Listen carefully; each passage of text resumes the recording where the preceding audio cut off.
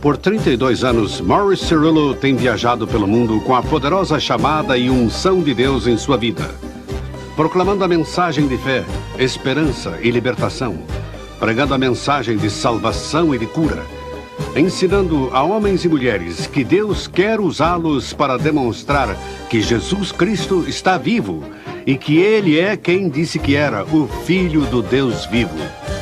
Não com palavras de sabedoria humana, mas dando evidências do poder de Deus, ensinando homens e mulheres a tomar a ofensiva contra o diabo e a vencê-lo em todas as circunstâncias da vida, redefinindo o que um ministro é. Em mais de 133 nações do mundo, em todos os continentes, muitos milhares têm tido uma experiência espiritual que mudou a vida deles por completo. Em 1962, em Porto Alegre, Deus falou a Morris Cerullo e disse: "Filho, forme um exército." Desde aquele momento, Deus ungiu Morris Cerullo para transmitir o poder do seu ministério a milhares e milhares de outros, a partilhar a unção divina do poder milagroso do Novo Testamento com pessoas de todo o mundo. E é o que ele tem feito.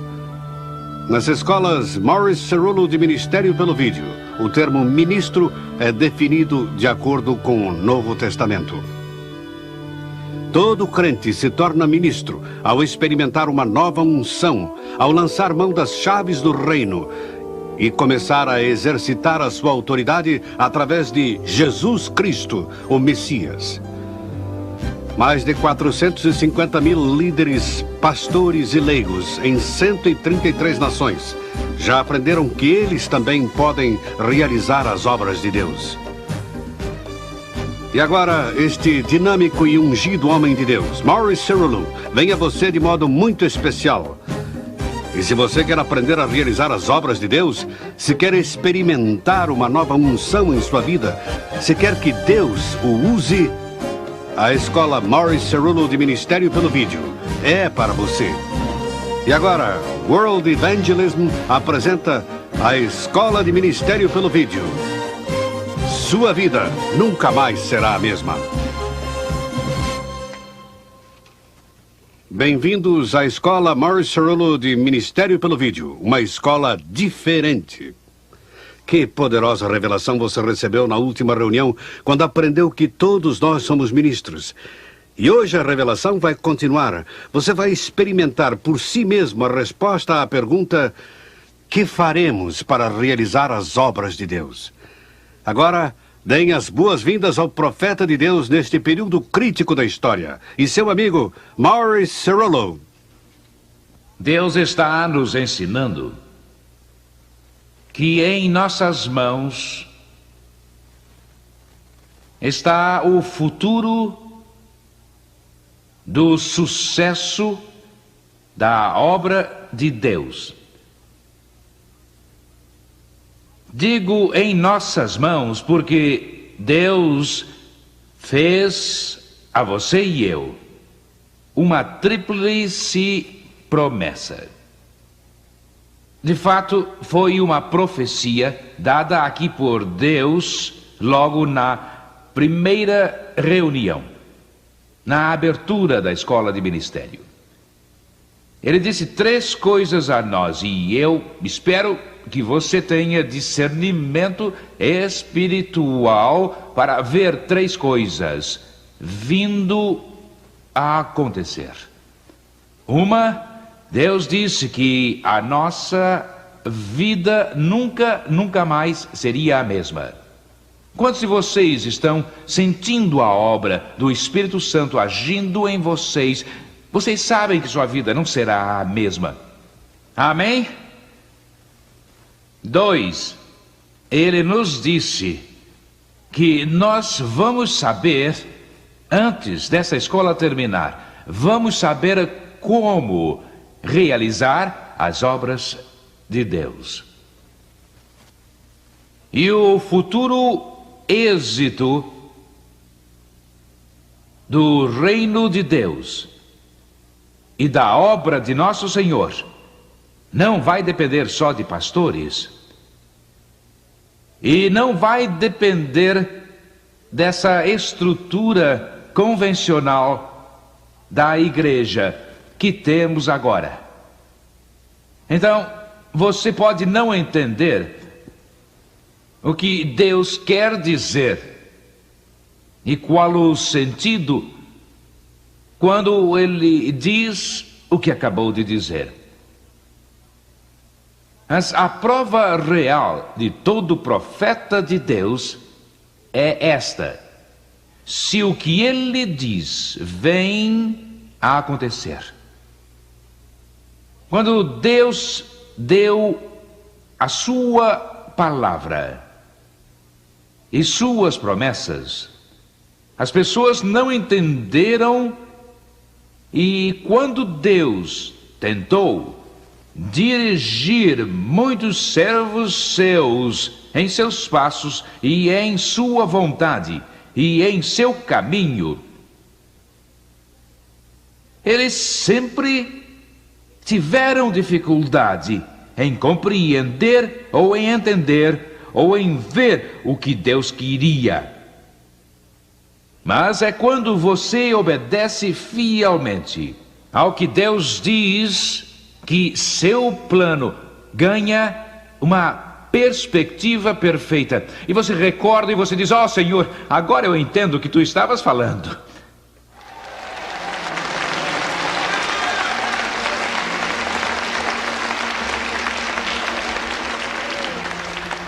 E Deus fez outra profecia a nós, uma profecia tríplice.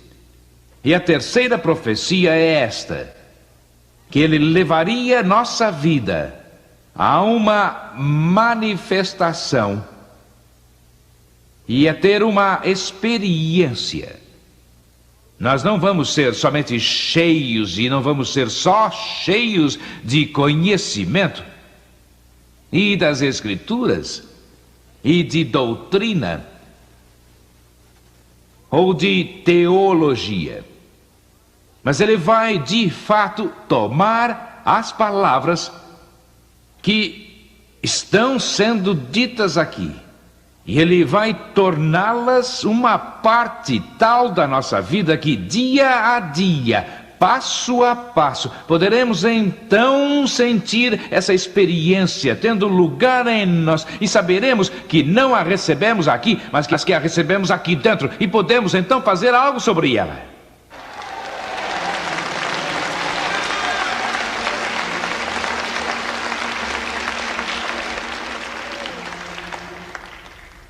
Ontem descobrimos algumas coisas muito importantes. Descobrimos que a igreja de Jesus Cristo, não um homem, um ministério, nem um dom, mas a igreja de Jesus Cristo é o ponto central pelo qual o Espírito Santo e Deus vão operar. Que não temos de nos preocupar em saber se temos o dom de curar, em saber se temos o dom de línguas, em saber se temos o dom de profecia. Tudo que temos a fazer é ter 2 ou 3 pessoas reunidas em nome do Senhor, e o Senhor está no meio delas, e quando o Senhor está no meio de nós, tudo pode acontecer. Todos os dons estão lá, porque a igreja é aquela instituição que Deus estabeleceu no mundo para que ela seja o centro curador e o centro para o qual se dirige todo o poder e a glória e ministério. E isso nos dá alguma esperança. Porque vocês podem nunca ter sido usados pelos dons do Espírito Santo em toda a sua vida, mas se vocês estiverem congregados em nome do Senhor, Deus pode tomá-los e vocês podem sair e impor as mãos nos doentes irmãos e curá-los. Amém. Agora, temos procurado estabelecer, não nós, mas o Espírito Santo, é quem estabeleceu uma ordem muito importante de prioridades. Porque se é que nós vamos responder à pergunta: que faremos para realizar as obras de Deus, nós vamos ter de conhecer quais são essas obras de Deus. E nós descobrimos isso ontem. Como foi importante que Jesus provasse quem ele era.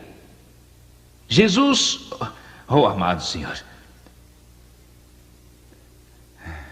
porque o judeu, lembra do que eu disse no primeiro dia, que Deus levantou o judeu com um propósito?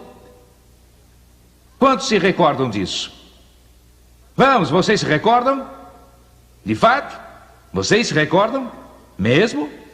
Com que propósito Deus levantou os judeus?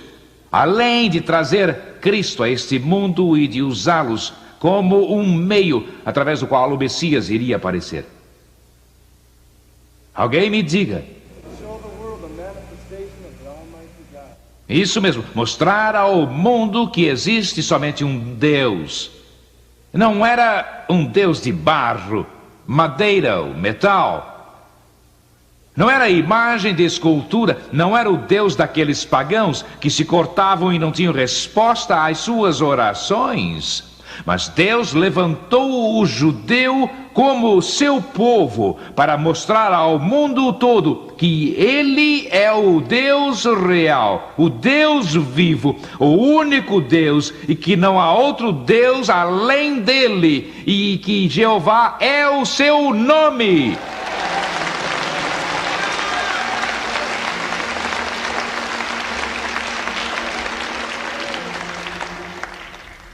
E agora Deus tem um povo seu. Oh, glória a Deus. Ele tem um povo agora. E não é somente o judeu, eles são o povo escolhido. E Deus vai cumprir o seu plano através deles. Mas agora, aquele que é judeu não o é porque seu nome é Abraão, ou Isaac, ou Rosenbloth, que era o sobrenome da minha mãe. Isso mesmo, esse era o seu nome. Judia ortodoxa russa. Ela era a senhora Rosenbloth. Mas quem é judeu agora? Não é judeu, irmão, por ser judeu no exterior, ou por causa da sua herança, ou a sua linhagem. Mas o que é judeu agora é judeu porque teve o seu coração circuncidado pelo precioso sangue de Jesus Cristo.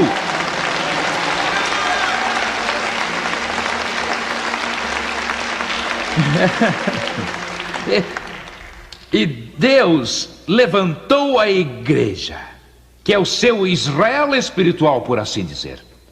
Mas eu não quero entrar numa discussão teológica, porque quando vocês sabem que não viemos aqui para nos envolver com doutrina. Mas Deus nos levantou como o seu povo, com um propósito divino, para mostrar ao mundo que Jesus Cristo, o Filho de Jeová, que veio a este mundo com um propósito, que viveu e morreu, não está morto.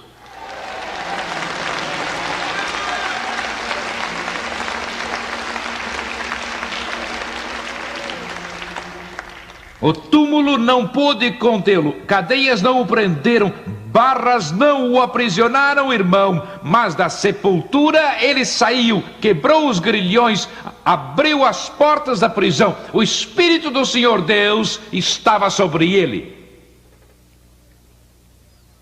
E o mundo espera para ver esse Cristo ressuscitado. Mas eles não vão conhecê-lo através dos tradicionalistas. Eles não vão conhecê-lo através dos conservadores. Eles não vão conhecê-lo através dos modernistas. Eles somente irão conhecê-lo quando Deus levantar um povo e colocar em suas mãos a capacidade para fazer as obras de Deus, para mostrar ao mundo que Jesus é quem ele diz ser. E foi assim que o Filho de Deus manifestou a prova de que ele veio de Deus.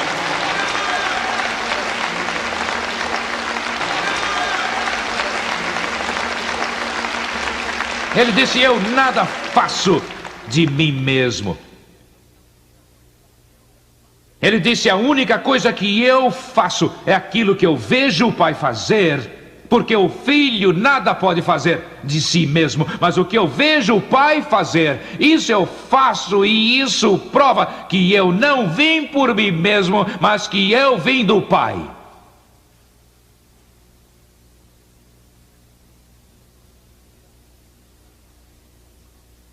Um milagre, 5.000 almas vieram a Cristo.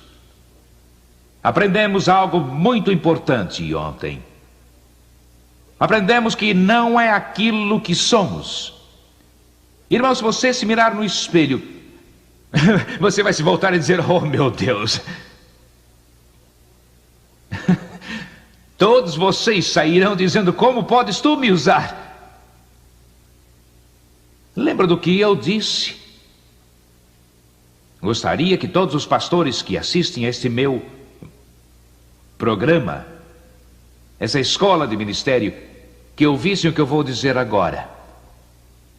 É fácil, e vocês vão descobrir isso no estudo de hoje, e nós vamos descobrir isso na nossa revelação de hoje. É muito fácil pregar.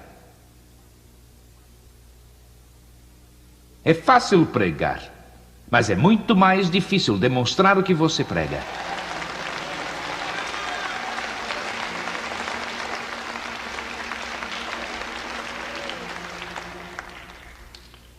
É fácil pregar sobre amor e descer do púlpito mostrando tudo menos amor.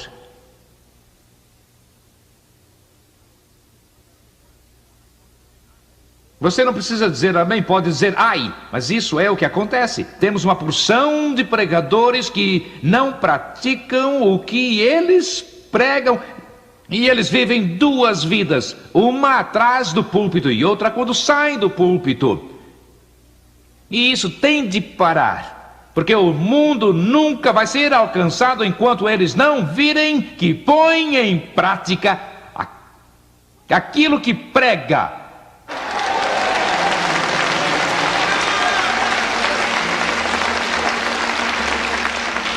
Agora, eu não digo isso para ofender alguém,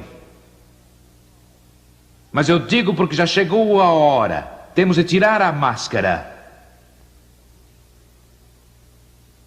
Por isso é que alguns dos meus professores, não professores agora, mas alguns professores, na escola ficavam zangados comigo, porque eu lhes dizia: sabe, eu não quero que vocês saiam por aí pregando triunfo e vida cristã, e a vida em Cristo, ou qualquer dessas belas coisas de Deus, e depois então desçam do púlpito e então ajam como se fossem crianças que precisam de andar com mamadeira na boca.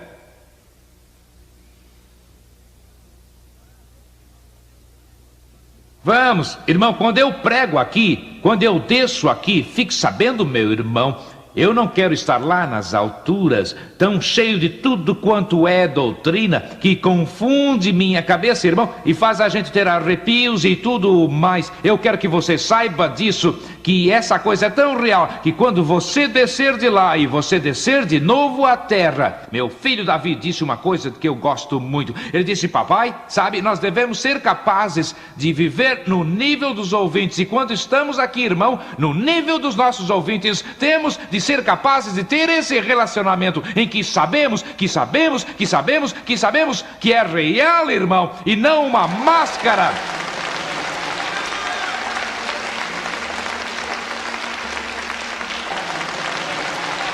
Vamos, não é máscara, é real. É real.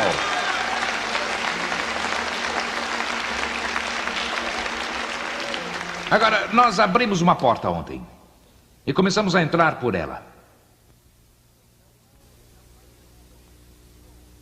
Não é o que somos, mas é o que Deus pode fazer de nós. E todas essas coisas que têm de fazer parte de toda a manifestação do nosso ser. Nesta escola em particular, só vamos poder tratar de uma. Eu gostaria de tratar de muitas delas. Mas não temos tempo. Talvez vocês não saibam, mas eu tenho um pequeno relógio aqui. Vira? E eles põem esse relógio aqui, sabem?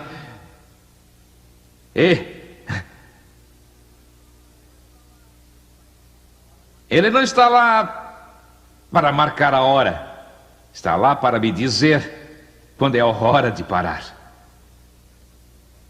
O que é estranho sobre esse relógio é que ele nunca funciona.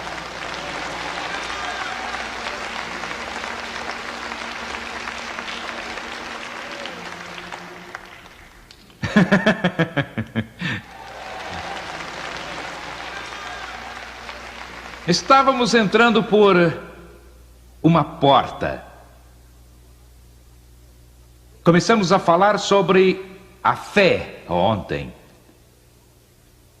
que, sem qualquer sombra de dúvida, é um dos maiores problemas para termos uma compreensão, para que ela não se torne ambígua,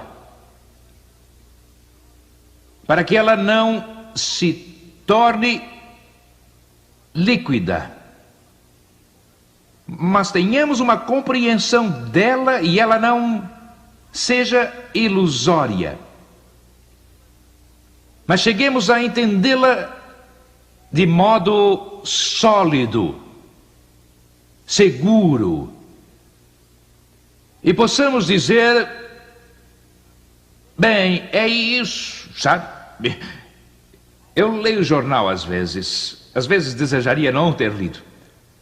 Quando eu vou a reuniões como esta, eu passo uma semana inteira sem ler o jornal, ou mesmo ouvir as notícias na televisão, e às vezes eu só ligo para poder ficar a par do que acontece.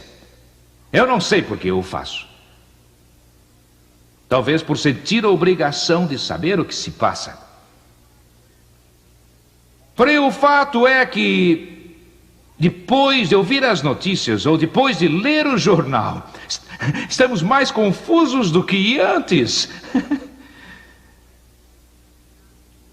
Às vezes, em minhas viagens por outros países do mundo onde eu não posso ouvir notícias, onde o jornal não representa nada, então eu sinto um grande alívio.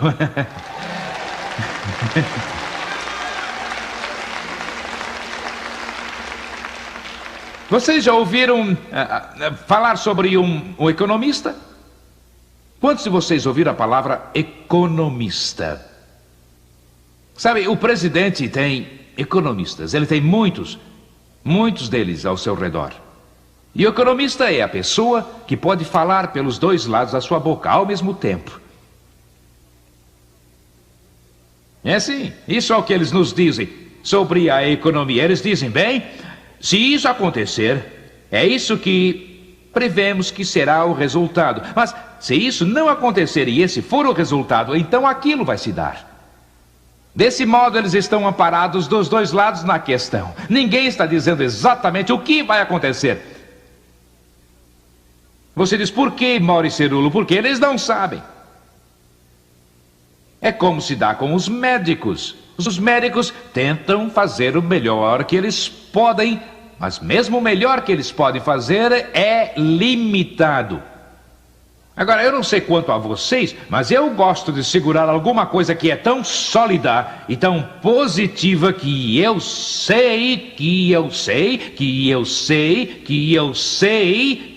não tenho de me preocupar se ou e, mas talvez, mas os meus pés estão tão firmes que eu sei.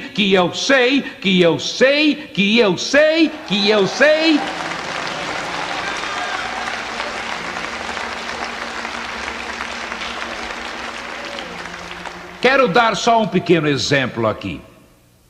Por muito tempo, a ciência médica tem dito que a pessoa diabética, se ela usar açúcar sendo como ela é, diabética, isso é muito prejudicial. As pessoas que são diabéticas por anos se abstiveram de tudo quanto é doce, de sorvete, de tortas e... De fato, essas coisas não são boas para você mesmo.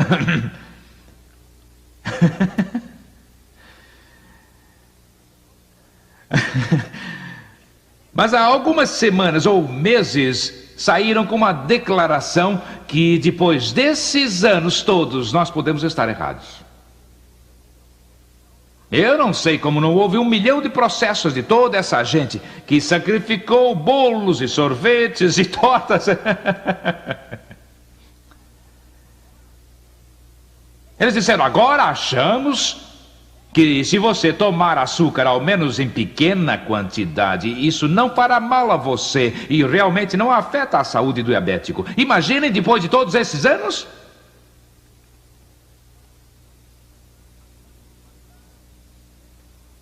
Mas há um lugar firme de entendimento. Aqui podemos chegar e não temos de viver em agitação.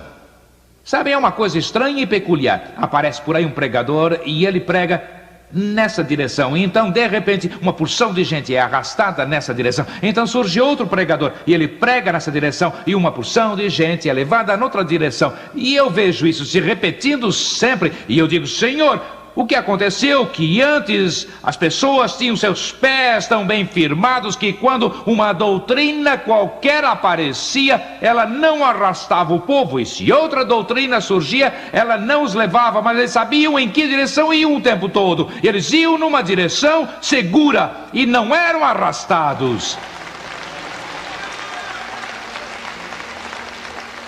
E ninguém tem todas as respostas. Mas há algumas coisas que podemos saber com certeza plena. E há uma coisa que eu sei que Deus não é o autor de confusão. E se você está confuso, é melhor verificar de onde essa confusão vem. Eu acho que não me ouviram. Passou por cima da cabeça de vocês. Deve ter pousado em algum outro lugar qualquer.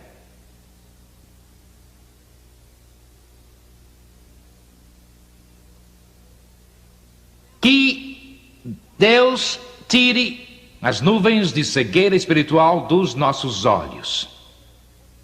E nos ajude a entender como nunca antes. Deus criou o homem à sua imagem.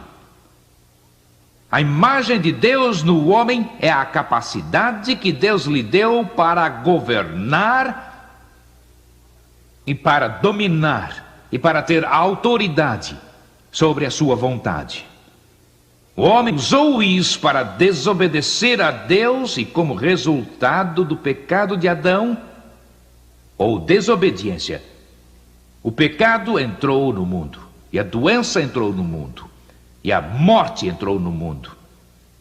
E Deus nunca desejou que o homem conhecesse o pecado. Ele não criou o homem para pecar. Nunca desejou que ele fosse doente. Nunca pretendeu que perdesse seus cabelos. Os olhos enfraquecessem a ponto de precisarem de 4 olhos. Ele não pretendia que seus ouvidos ficassem surdos, que usássemos aparelhos auditivos, ou muletas, ou até mesmo bengalas. Nunca foi a vontade de Deus, e não é a vontade de Deus ainda hoje.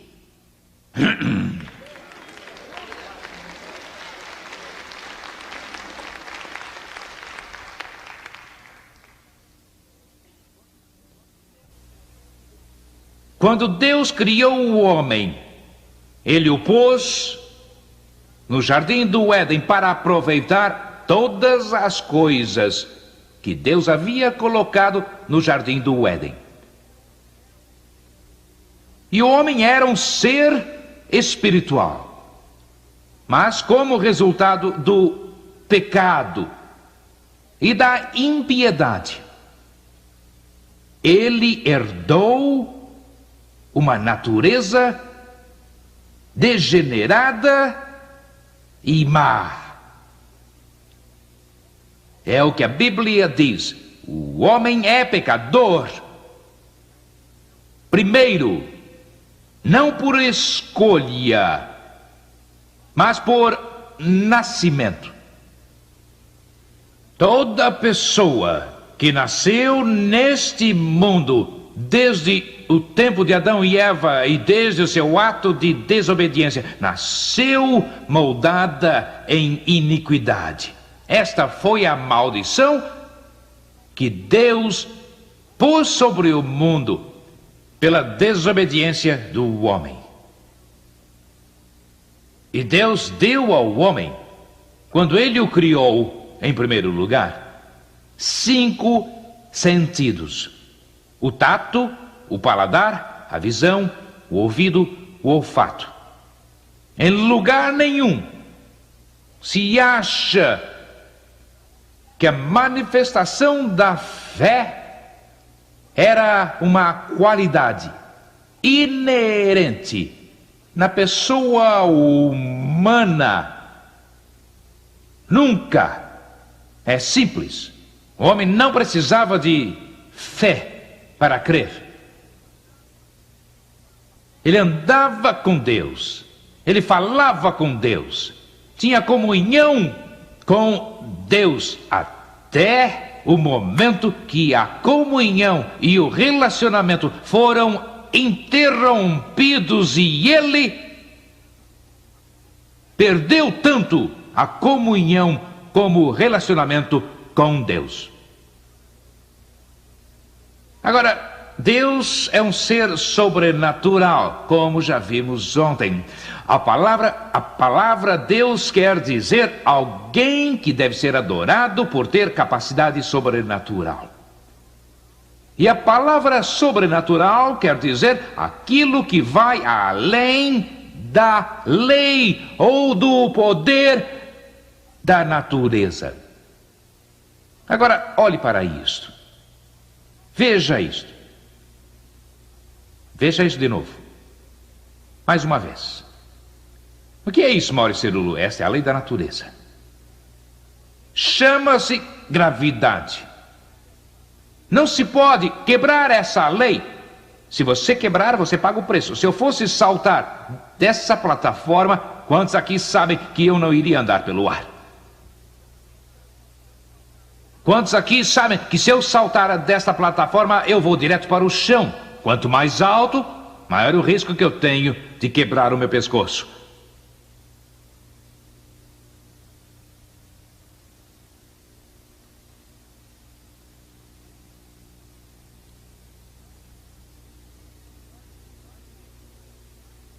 Só existe um poder para desafiar essa lei.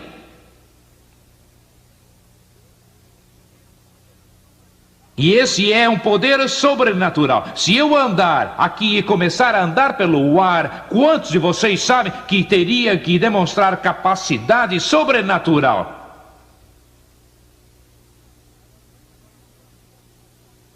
Agora, o único poder que pode fazer isso é o poder de Deus. Por quê? Porque Deus é sobrenatural. É por isso que você e eu podemos orar aqui. Deus pode responder lá onde está a sua casa. Apesar de serem de muitos estados e de muitos países diversos, Deus pode ouvir a oração. Se começarmos a orar aqui e você tem uma necessidade em Nova York ou na África ou em qualquer outro estado deste mundo, meu irmão, ou outra qualquer parte do planeta, Deus pode ouvir a oração lá. Por quê? Porque Ele é sobrenatural e Ele está em todo lugar. Vamos, demos a Ele palmas. Vamos.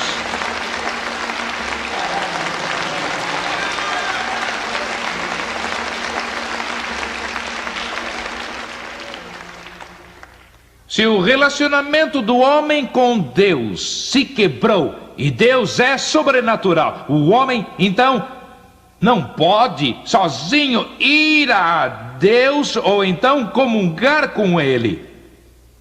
Por quê, Maurício Cerulo? Porque Deus é sobrenatural, é ilimitado. E o sentido do paladar, do olfato e do tato, da visão e da audição, cada um desses sentidos é limitado.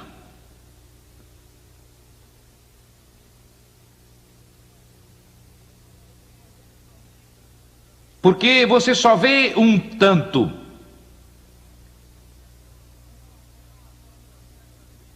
Irmão, após uma certa distância, você não vê mais. E alguns de vocês não veem bem mesmo. Quantos sabem que acontece o mesmo com o ouvido? Quantos de vocês sabem que não temos condições de ficar de pé aqui e ouvir o que se passa a 3 quadras daqui? Vamos! E os sentidos são limitados. Quantos de vocês sabem que o sentido do tato é limitado? Eu só posso estender a mão e tocar até um certo ponto. Irmão, depois que eu chego ali, além dali, se não me movimentar, eu não posso alcançar além desse ponto. Tato, visão, paladar. Irmão, e o paladar? Se você Se você tiver um pouco de sorvete aqui em minha frente, eu posso olhar para ele, mas eu não posso prová-lo se não chegar à minha boca. E se não usar o meu paladar, então eu não consigo prová-lo. Eu não posso experimentá-lo estando lá. Seria até bom, eu não engordaria.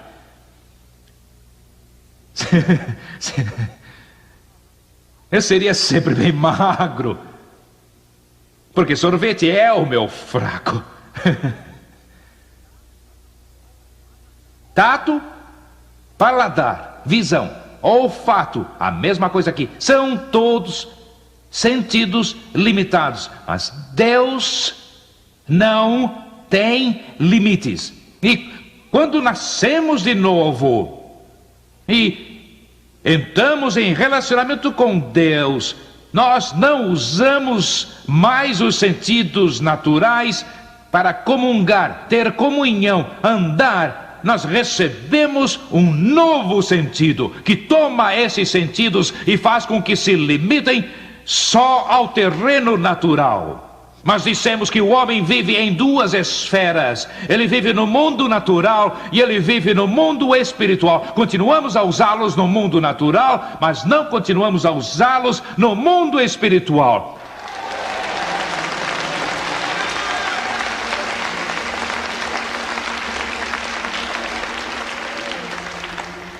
E nós vamos tratar desse aspecto um pouco mais adiante, onde se diz: a fé vem pelo ouvir, e o ouvir pela palavra de Deus. O homem tem 2 pares de ouvidos.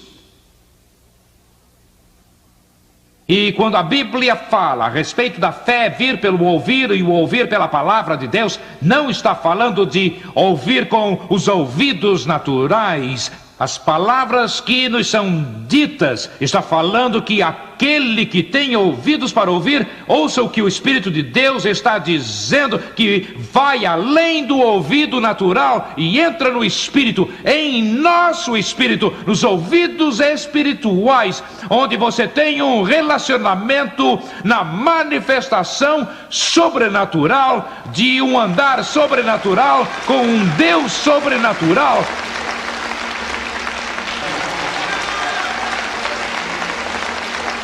Oh, vamos, ergam as mãos, deem louvor a Deus.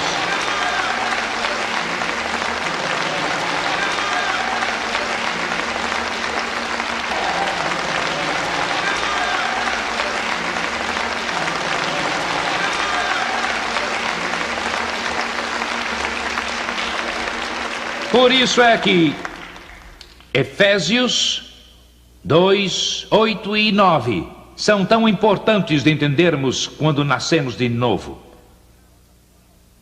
Pela graça sois salvos, pela fé Deus nos dá um 6º sentido. Por quê? Porque agora você nasceu de novo.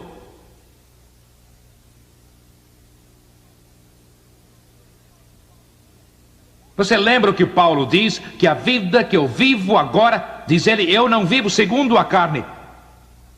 A Bíblia diz que a mente carnal é inimiga de Deus e não entende as coisas que são de Deus, porque as coisas de Deus se discernem espiritualmente. E quando você está no mundo natural, está dependendo dos sentidos naturais, você não pode entender as coisas de Deus. É impossível. Paulo disse: a vida que eu vivo agora, eu não vivo do que eu vejo, eu não vivo do que eu ouço, eu não vivo pelo que eu toco, ou provo, ou vejo, ou cheiro. Ele disse: eu vivo pela fé no Filho de Deus.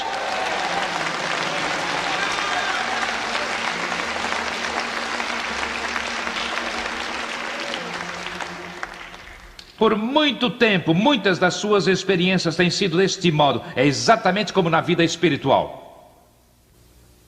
Não olhe para Maurice Cerullo com esse olhar. Um dia você tem vitória, no outro dia você está deprimido.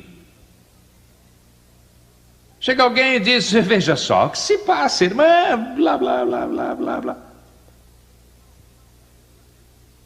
Irmão, fique sabendo disso. É tempo de Deus ter um povo. Estão ouvindo? Oh, gente.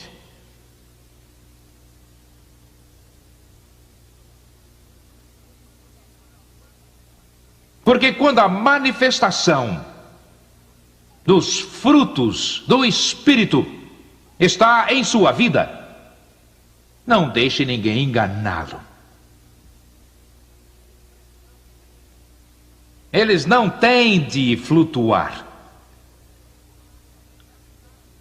Quando você é afetado pelas circunstâncias, algo está errado. O que está errado, Maurice Cerullo? Algo está errado com sua experiência. Mas eu quero que você fique sabendo de uma coisa. Se está certa a experiência que eu já tive com Deus, e se a experiência que você recebe nesta escola está certa, eu posso lhe garantir, irmão, você enfrenta tudo, você enfrenta a crítica, enfrenta o ridículo, enfrenta os mal-entendidos, você enfrenta tudo, irmão, mas não voltará atrás em sua experiência.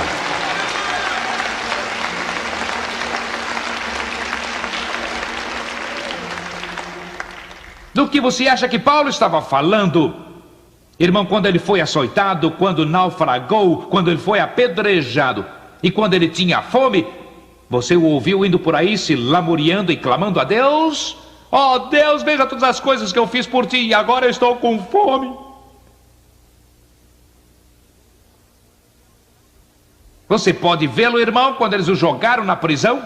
Você pode vê-lo no chão frio da prisão, se lamuriando ali. Oh Deus, por que eu que estou aqui? Se tu me amas, o que está errado? Onde eu falhei?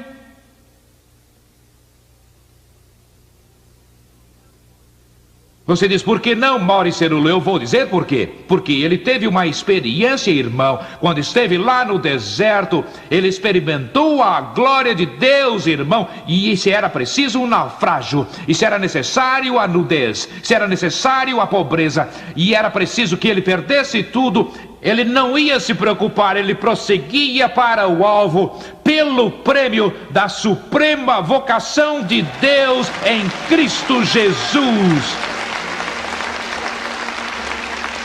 Vamos!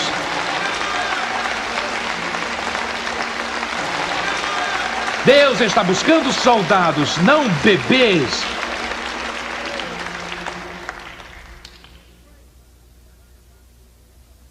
Nada de errado em ser um bebê, é só não ficar sempre assim.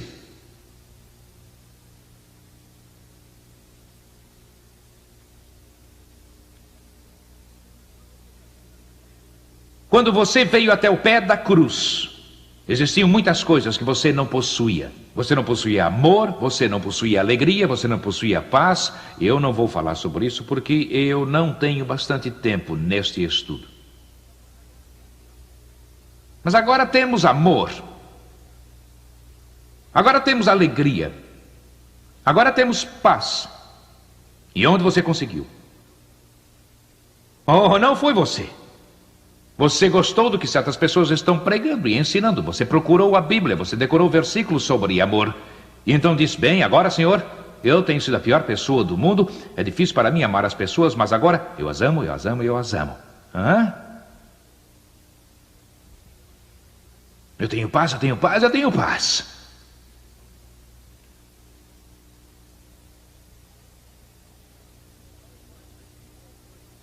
Pois bem, o que foi que dissemos ontem? O homem nada tem. Digam. Em si mesmo.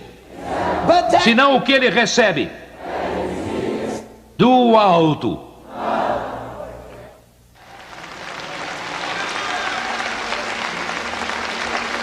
Amém. Sabe por que seu amor não será afetado, irmão, por circunstâncias? É porque não é seu, é de Deus. Sabe por que sua alegria não vai ser afetada pelas coisas, se elas não forem bem, ou se você tem problemas, ou desentendimentos, ou circunstâncias em sua família que você não compreende, irmão, e isso não vai afetar você. Sabe por quê? Sua alegria vem de Deus. E sabe por que sua paz dura para sempre, e sempre, e sempre, e sempre? Porque não é a sua paz, é a paz de Deus, irmão. O amor de Deus foi derramado em seu coração. A alegria do Senhor é nossa força. Oh, aleluia, minha paz, e eu vos dou.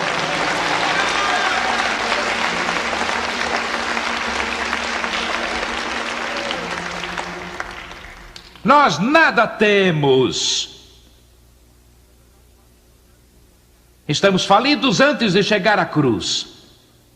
Mas, irmão, quando chegamos à cruz, glória a Deus, encontramos um tesouro. Vamos, um tesouro precioso. E não estou falando somente em dinheiro. Há muita gente que se preocupa em poder andar num carro do último tipo. Não há nada de errado nisso. Você tem uma dúzia se quiser. Mas estou falando em não pôr o seu interesse nas coisas deste mundo, e sim nos valores eternos que não perecem, que permanecem sempre. Vamos, vamos.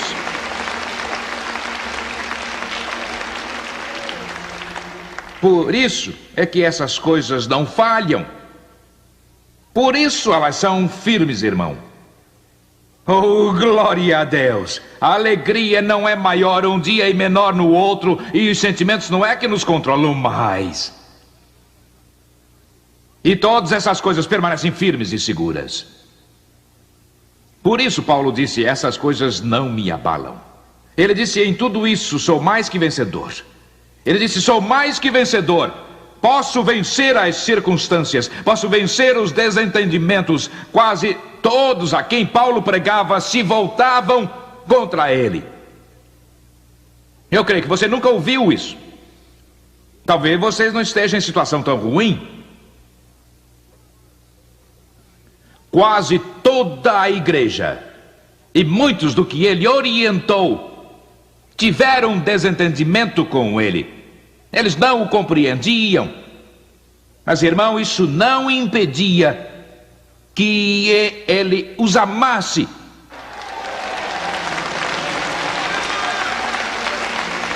Não, ele os amava assim mesmo. Por quê? Porque não era seu amor que estava agindo dentro dele, era o amor do Todo-Poderoso, irmão, e ele transcende todo desentendimento. Ele perdoa quando a capacidade humana não pode subir acima do desafio. Deus dá-lhe uma unção quando você perdoa, irmão, por mais que façam contra você.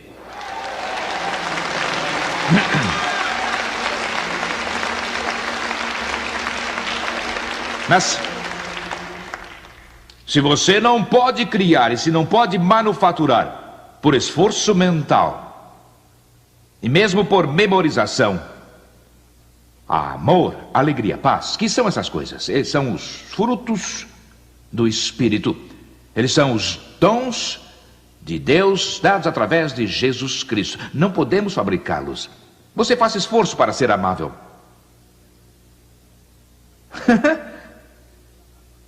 Eu gostaria de ter um gravador secreto depois de encerradas as reuniões, ou enquanto as pessoas estão se matriculando.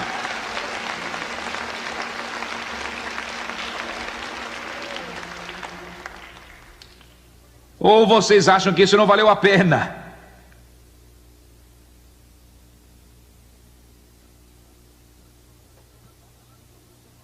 Não estou falando sobre o mundo, estou falando sobre nós. Eu gostaria de ter um gravador secreto.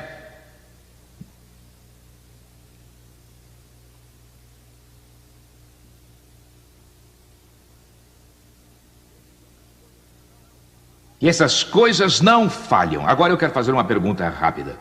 Se não podemos criar amor e alegria e paz, então diga-me o que faz você e eu pensarmos que todos os estudos deste mundo e todo o esforço podem produzir em nós talvez a maior das características e a maior necessidade em nosso relacionamento com Deus. O que faz que pensemos que podemos produzir fé, F-E.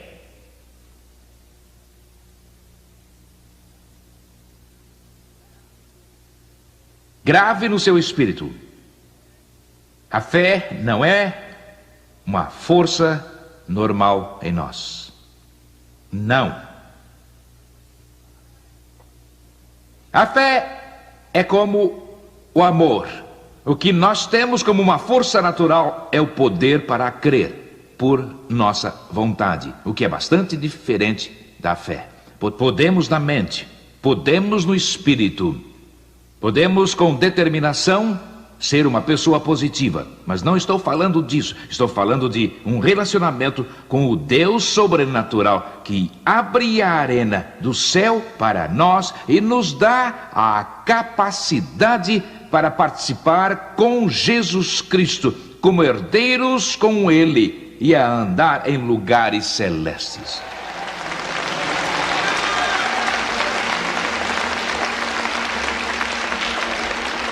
Quando nos separamos do que é natural, oh Deus, nós deixamos o mundo natural para trás.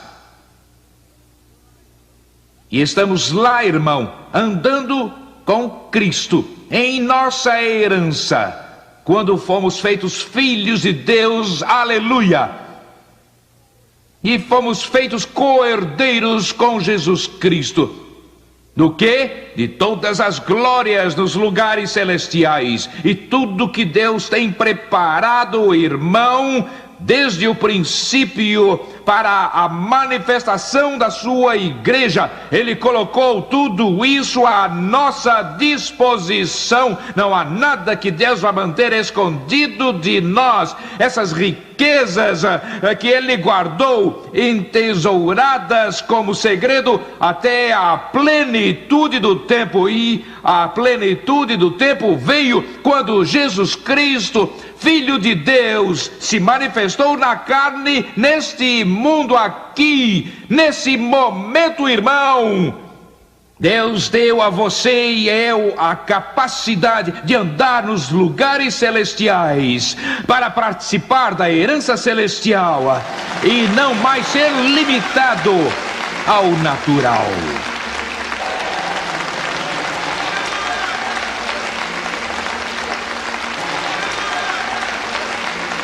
Irmão, ouça bem isso. Glória a Deus. Se você se sente como eu, você vai andar nas nuvens. Oh, glória a Deus. Vamos, você compreende?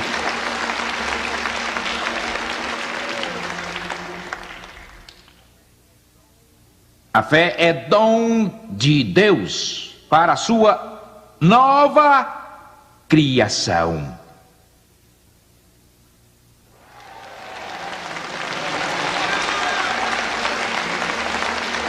Você vê isso? Vamos, está ficando claro? Por quê? Porque se somos novas criaturas e não mais carnais, Eu vou ensinar essa gente como... Se somos novas criaturas e temos uma nova natureza, temos um novo sentido.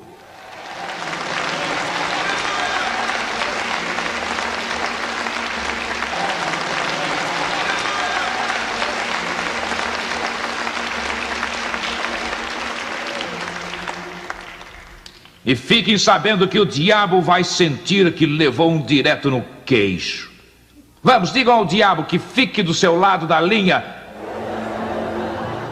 Vamos, diga de novo. Você não ouse dizer, nem pensar se a fé funciona.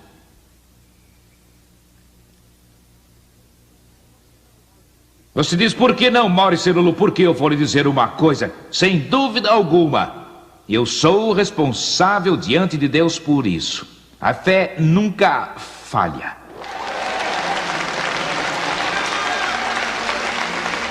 Não existe nenhuma fé fracassada. Não existe isso de uma fé imperfeita.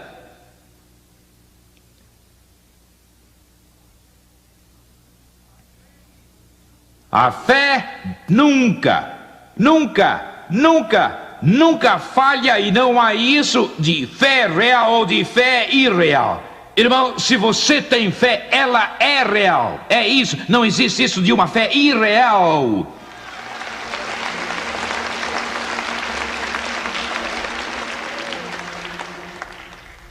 Vamos, diga ao diabo que fique do outro lado. Vamos. De novo. E nunca se esqueça do que está lhe acontecendo. Deus lhe deu uma brecha espiritual. Sabe qual é ela? Ele deu a você uma explosão de novo conhecimento pela revelação no mundo do Espírito. Qual o propósito? O propósito é levar você além da linha de defesa. Quem está do outro lado da linha? O diabo. Você está rompendo a linha dele. Oh, glória a Deus. Você está rompendo a linha dele.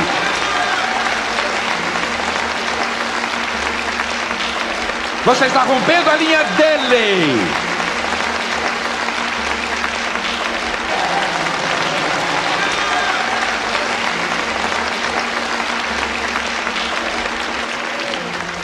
Ao concluir esta mensagem poderosa, lembre-se de que agora você conhece as obras de Deus e Ele quer demonstrar seu poder na sua esfera de influência. É essencial que você esteja aqui na próxima vez, quando Maurice Cerullo vai lhe mostrar como Deus quer usá-lo, quem quer que você seja. Até lá, então, estaremos orando por você.